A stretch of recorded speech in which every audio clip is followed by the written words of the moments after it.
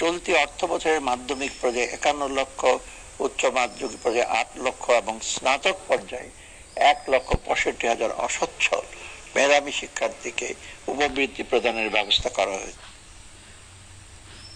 সবাই একটু ভালো করে শুনবেন। এখানে মাধ্যমিক ও উচ্চ মাধ্যমিকের পরে কারিগরি ও মাদ্রাসা শিক্ষা বিভাগের জন্য কিছু টাকা বরাদ্দ করা হয়েছে, যেটা 12,000 কোটি টাকা প্রায়। আর বাকি কিছু টাকা, আরও অতিরিক্ত টাকা বরাদ্দ করা হয়েছে ইবতেদায়ী মাদ্রাসার জন্য। সেটি আপনারা বুঝতেই পারছেন, স্বতন্ত্র ইবতেদায়ীদের জন্য 728 কোটি টাকা।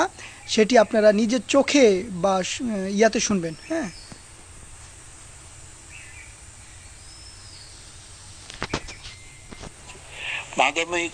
মাধ্যমিক ও উচ্চ মাধ্যমিক পর্যায়ে সংশোধিত 2025-26 অর্থ বছরের মাধ্যমিক ও উচ্চ শিক্ষায় মোট 47,563 কোটি টাকা বরাদ্দের প্রস্তাব করছি।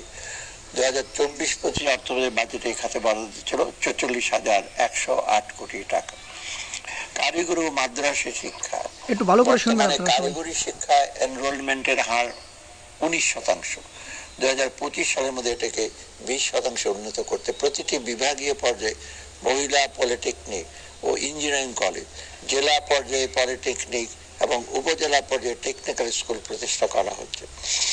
মাদ্রাসা শিক্ষার উন্নয়নে 1,135টি মাদ্রাসা ভবন নির্মাণ সম্পন্ন হয়েছে এবং 513টি বহুতল ভবনের কাজ চলমান রয়েছে।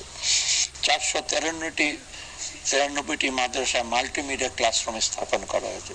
এছাড়া ইবতেদায়ী পর্যায়ে বৃত্তি প্রদান এবং মাদ্রাসা সমূহ এমপিওভুক্ত বাবদ 728 কোটি টাকার বরাদ্দ রাখার প্রস্তাব করছি।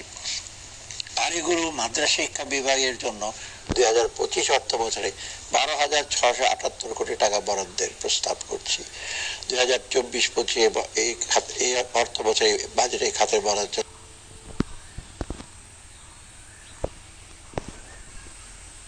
সো আজ রাখি। আল্লাহ হাফেজ। আসসালামু আলাইকুম ওয়া রাহমাতুল্লাহি ওয়া বারাকাতুহু।